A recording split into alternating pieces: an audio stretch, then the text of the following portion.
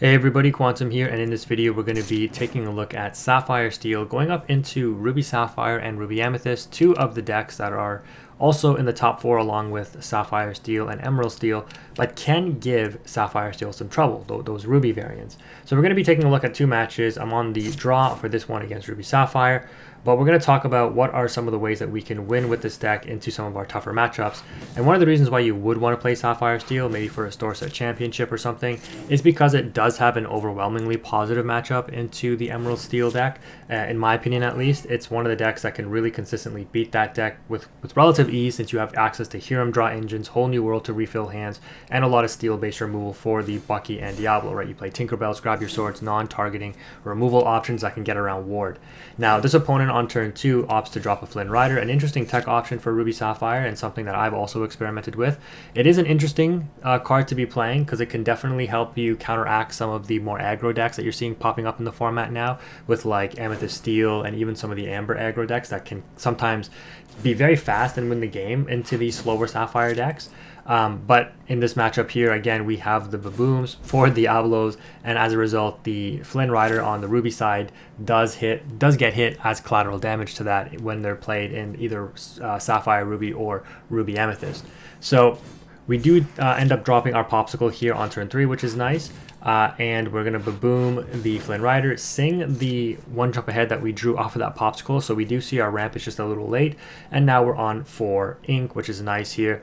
What I will say is Sapphire Steel has kind of gravitated away from one jump aheads. One of the main reasons, and Gramatalas, and one of the main reasons why is we want to be able to counteract the Lady Tremaines and the Be King Undisputeds from the Ruby Amethyst decks. And so you're seeing decks when they're not playing one jump, there's no real point in playing the Gramatala, because the one jump allows you to skip turn 3 and play your turn 4 cards, so either Hiram or Gramatala on turn 3. But if you're not playing one jumps and you're playing Mickeys instead, for that body to offset, or give another target for the Lady Tremaine or Be King Undisputed, the Mickey will allow you to skip turn 4 and play on turn 5. So there's no real point in playing the Gramatala in that scenario, in my opinion. And so really your only turn 4 is a Hiram. You're playing Hiram at certain points anyways for the card draw, so you don't necessarily need the turn skip. But you'd want more 5 drops so you can do exactly what you see here and wheel yourself into an advantage. Unfortunately, we never saw a Fishbone Quill, so we aren't able to ink our uninkables there. We do lose some card advantage in the other Whole New World and the Grab Your Swords, but because we were able to sing the Whole New World with the Cogsworth, we are still able to develop a Tinkerbell on the following turn, and we did draw into yet another Whole New World, which we can definitely leverage, hopefully drawing into a Fishbone Quill soon to dump our hand. But we can, with these double Grab Your Zeus, or to Grab Your Zeus, he's combining Grab Your Swords and Along Came Zeus. With these double Along Came Zeus in our hands, hopefully we're going to be able to either hard cast one, sing the other one, and then sing the Whole New World in order to wipe out the opponent's board. Here you can see them valuing the ramp option instead, hard casting the How Far I'll Go, and that's really great for me because that just beefs up their hand even further, which means my wheel gets even more additional value here. So while you may think that a Whole New World is bad into these Ruby decks, and to a certain extent they are because you give them a fresh 7 and they have some of the strongest top end in the game, you got to remember that as a Ruby Sapphire player, and this is a deck that I played a decent amount, and my main testing partner also mains Ruby Sapphire right now, so I have some decent insight into the deck. But they're crafting their hand to set it up so that I'm inking what's not important right now. I'm setting up to maybe play that Sisu or that Be Prepared on turn 7, 8, whatever. And if you disrupt that, they have to draw into another one in order to execute their game plan. Otherwise, you kind of just throw out their entire game plan and what they were working up towards out the window. And you saw that when I discarded the opponent's hand. They had the Sisu in hand. They opted, well, they didn't have a Fishbone Quill, but they probably would have opted not to ink it because it represents tremendous value against my board, right, with these Cogsworth, because they can't out the Cogsworth except for a Sisu or a Be Prepared. So we're able to get rid of a Be Prepared and a Sisu, as well as some other big threats like the Maleficent Dragon. We're always happy to see those go into the discard, and leave the opponent with hopefully some underwhelming cards. Like, yes, they're going to have some big hitters, no doubt, but once we exhaust some of those options from them, we take care of their draw engine, outing the Hiram with the Along Came Zeus and stuff. we're looking in pretty good shape here. Now, Maui's also present a big problem. That's another one of the reasons why Ruby is so good into Sapphire Steel, is because the Cogsworth, the Tinkerbells, everything gets 2 for 1 by Maui in this deck, unfortunately. But again, with your steel removal, hopefully you can claw back that advantage. And with the whole new worlds, you can definitely see that we're able to claw back a ton of advantage. So in this scenario, the opponent opts to ice block down the Tinkerbell and then take it out with the Medusa. So they opt not to clear the board with a Be Prepared, leaving my double Cogsworth on board here. My guess is they probably have like a Sisu or Be Prepared, but they want me to commit more to the board. So here we're going to play our Popsicle, and the sequencing does matter, and you can argue that maybe I missequence things because I should be drawing my cards first rather than inking and making decisions, and that is technically correct. We're going to drop Bell though, because we do see a whole new world come through, and this is going to allow me to ink again with the Bell, play the Fishbone Quill, ink the Grandma, play out the third Fishbone Quill because why not, and then I dump my whole hand going from 8 to 12 ink. So I inked 4 times in the turn, right? Double Fishbone Quill, Bell, and then ink for turn. 4 ink in the turn. Dump my whole hand, make the opponent discard that whole grip of cards that they were just sitting on, which they had to have been sitting on huge removal threats, right? Because they only played Madame Medusa. They had, I think we do check their discard pile, and they did have a Be Prepared that they discarded. Unfortunately, they do drop the Sisu, which wipes out my board, but this does take up their turn. Essentially in this match though, and I didn't really talk about this too much yet, but the win condition, like all the stuff that you see happening, you might be like, well, Quantum, you just got absolutely decimated there. And yeah, I did, but it doesn't matter, because the only thing that really matters is Lucky Dime. That's what I'm fishing towards. It took me seeing all 4 of my whole new worlds before I saw 1 of 2 Lucky Dimes, and maybe I inked one with the one jump ahead that I played. Hopefully not, but we do eventually see the Lucky Dime here. And my philosophy on this card has changed a little bit. So you can see me opt to play the Huron instead of going for the Lucky Dime. I think looking back, whenever you're in matchups where you know the opponent is not on item removal, like hard item removal, like I guess Sapphire decks could play Judy Hopps, and it's actually not a bad idea for them to play that card. But I would probably be more... It would have been more beneficial to play the Lucky Dime and then follow up with the Huron in the following turns, because this board state doesn't really do much for me other than give me some card draw off the Huron immediately, but it's still very susceptible to removal. I guess the only other thing to consider here is that if I did play the Lucky Dime and didn't develop a board in terms of characters at all, it would give the opponent a little bit more free reign to develop their board with characters, and then that might just put me too far behind the 8 ball, right? If I develop my characters on board first before playing my Lucky Dime, at least it's going to constantly force the opponent to answer my board, because I just have the stronger questing power, right? So thankfully, they didn't opt to do any kind of hard removal. They have no card draw engine. They're on 3 cards left in their hand. Yes, they have their Lucky Dime up, but we're feeling pretty good being on 14 ink, because now we're at the critical juncture point where we can start playing multiple interactions in a turn. And so this is how I traditionally like to play Lucky Dime, where you play the dime and then you play the target that you can dime right away. And now I'm basically in a scenario where I win the game next turn.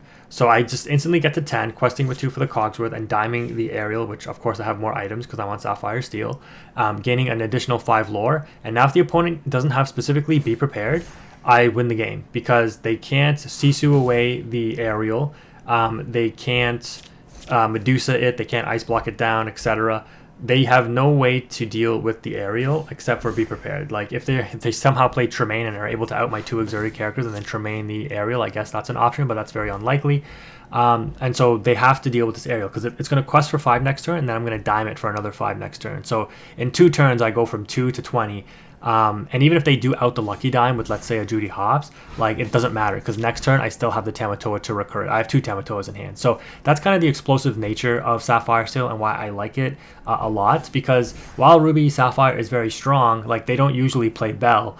But they just, and yes, they do have Tamatoa, but the lack of that Fortisphere really does come through, I think, in this deck, because you need Hiram to survive. You need to constantly pop your items with Hiram to draw. We don't need that, right? We can whole new world. We can keep our items on board and just make that Tamatoa that much bigger and dime it for that much more. Like, yes, the dime for the opponent's side here right now would technically get them, what, 6 lore off of the Tamatoa, but we just have more versatile options to dime, and we just have the more consistent item pool, in my opinion, right? Like Fortisphere is better than Ice Block. Like Ice Block is good for its application and assisting in removal, but here you can see us, yeah, the opponent was digging for a Be Prepared, they don't have it, and they just end up scooping it up there. So being on the draw, we're still able to win with Sapphire Steel. Let's go ahead and take a look at Ruby Amethyst.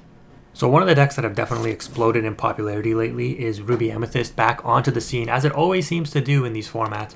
Just come up out of nowhere when people think the deck has kind of fallen off. And it's interesting to see kind of how people were playing the deck at the start of the format with like almost no Be Prepared to now they're like back on 4 Be Prepared, they're back on Maleficence, all those, you know, classic, I guess you can call them staple cards now, I think are proving their worth in the format, right? Like they are just so strong. And what's nice about that is when the opponent is playing heavy card draw, because obviously they're trying to offset the bad matchup into Emerald Steel, so if they can outdraw the Bucky discard, they have no problem, right? And without Prince John in the Emerald deck now, they can afford to keep a hand, right? They can afford to try to outdraw because the opponent isn't generating advantage off the discard either, right? Like generating card draw for themselves off of the Prince John. And that benefits us because as they opt to try to keep a very healthy, very, you know, high number of cards in hand, that makes our Whole New Worlds that much more stronger, which is why I think the Whole New World version of Sapphire Steel is really the way to go. But you can see here we're able to drop a ton of items on the first couple of turns. The opponent is going to be able to get that Flynn Rider on board, but we are able to Baboom it. And now on turn 4, we're going to play the Hiram here in order to draw 2, so that's great value. On 4, the opponent isn't really going to play anything that's too threatening. I mean, they could drop a castle, but that's why we play things like Rise of the Titans and Avalanche, but we don't have that in hand right now. The Aerial and the Lucky Diamond hand do hurt a little bit. The Grab Your Swords in this particular matchup is somewhat useful in the early game here. They opt to go a little wide on their board by dropping a Flynn and a Madam Mim Snake. And again, the opponent's hand, very healthy, but we don't have a Be Prepared just yet. So I end up inking and opting to, well, I guess, yeah, well, again, probably should have quested first, then inked, you know, and then decide what I wanted to do. But I do end up grabbing your swords there. Yes, I could have dropped the Grammatala to offset the Flynn Rider, but odds are they just continue to develop their board further and then just continue to quest. So to slow down the lore gain from the questing at least, I am going to drop the Grab Your Swords. The Maui comes down on 5 to take out the Hiram, which is, again, pretty strong. They're on 4 cards left in hand. So, you know, at this point, I probably don't want to wheel. I play the double 1 jump ahead, which at this stage in the game does seem risky because you are at risk of 1 jumping away very critical, important cards. But, you know, we do have at least 1 Lucky Diamond hand, so even if we discard it, we can get it back with a Tamatoa. The opponent drops a Sisu and an Agrabah, and this was a very interesting variation because, you know, they're leveraging the power of locations in this build, and it is very strong into Sapphire decks, right? Like locations, especially into Sapphire Steel and against Emerald Steel, like they can give these decks a lot of trouble. So here you can see I can't even take out the location. The opponent gains 2 off of the Agrabah, and I have to contest with the Sisu questing for 2 and the Fox questing for 1. So they're potentially at 10. But this play here signals to me that they have a 3rd Flynn Rider, and sure enough they do, because they want to keep that Maui on board. Even though the Sisu is on 5 strength, or now 6 strength, because I have 5 cards in hand, I am going to try to aggressively dump my hand so that I can, or maybe not. What do I do here? Just Lucky Dime or Fortisphere first? Okay, to draw a card. We draw into a Grammatala, which we use as ink. Okay, we have 3 cards left in hand now, and we're going to dime for 5. So we're able to catch up a little bit on the lore counts, but I cannot answer everything on the opponent's board. Just my hand doesn't allow for it. Singing a Whole New World here doesn't do anything because I have no ink left in order to answer the opponent's board, so I cannot cast or sing the Whole New World this turn. It would just put me way too far behind. I likely have to take out the Agrabah because the Maui will be forced to take out the Tamatoa unless they have like a Lady Tremaine or a Be King Undisputed, which hopefully they don't. But if the Maui throws itself into the Tamatoa, they probably throw the Sisu into the Tamatoa as well, unless they have a Fox that they want to use. And they could Fox back the Maui, but they probably don't because they'd rather quest with the Sisu. So this is a thought process that you have to go through here. And I'm like, yeah, taking out the Sisu would be better, but they're likely going to be forced to throw the Sisu into the Tamatoa unless they have another rush character like a Fox or something. So they drop a Maleficent to draw a card. They ink a Chernobog Follower, so they're on 2 cards left in hand. And let's see what they opt to do here. No Be King Undisputed would be great. If they have King Undisputed, it would pretty much be a GG for me because I'd need to get another Grab Your Swords to even have a chance in this game. And that would be pretty rough. But thankfully, you know, the last 2 cards in their hand are not the answers that they need. They did indeed have the Fox, so I would argue here they should have probably opted to try and keep their Sisu because it represents questing power. But the Grammatala comes in clutch here in getting us an Along Came Zeus, which is able to take out the Fox to offset the Flynn Rider. We're going to dime the Gramma and then pass turn. And these one jumps, man, just drawing these in the late game feel really bad. And I just don't have the opportunity to cast a whole new world. And not that I would really even want to, because your opponent is so far ahead that giving them a fresh 7 likely draws them into castles and goats and things that would just be hard for me to answer right now. Like, I just never saw the ideal cards in order to get my engine rolling. Even though I was on the play, which usually gives you a tremendous advantage with this deck, because wheeling early is just like insanely powerful, and that's one of the main reasons why a whole new world is just such a good card. With us seeing the recent errata on Bucky, I would not be surprised to see a whole new world get banned soon. So that's unfortunate, but it is what it is. It's something that I've been expecting for a long time. The opponent is on a goat cycle though, and they have 2 cards left in hand. If they have another bounce card, we just lose the game, because while we could let it go, one of the opponent's targets here to prevent the additional quest, it doesn't stop the goat cycle anyway. So I just opt to say I'll put you on, either you have it or you don't. I play the aerial knowing full well that I have game next turn. If the opponent can't beat me this turn, they're going to quest for 2, go to 19. Either they have another goat or they have the bounce for the goat to win the game. Those are the only things that they could really have here. So they don't have the be or a be prepared, sorry, because a be prepared would also wipe the board, giving them the final lore that they need off of the goat being banished. But they drop Maui, so no be prepared. They reveal Brawl, and then the final card in their hand is not a bounce or another goat. Therefore, we're able to win the game there. We drop a Bell, and I just wanted to see what their final card was. It was a Jim Hawkins. So it makes sense, right, because they're on Agrabah's and Queen's Castles. But we're able to take that one. The opponent ends up resigning, not letting me dime per game. But that is a GG. If you're interested in more Sapphire Steel gameplay, there will be another video coming. Thank you again for watching, though. Quantum is out.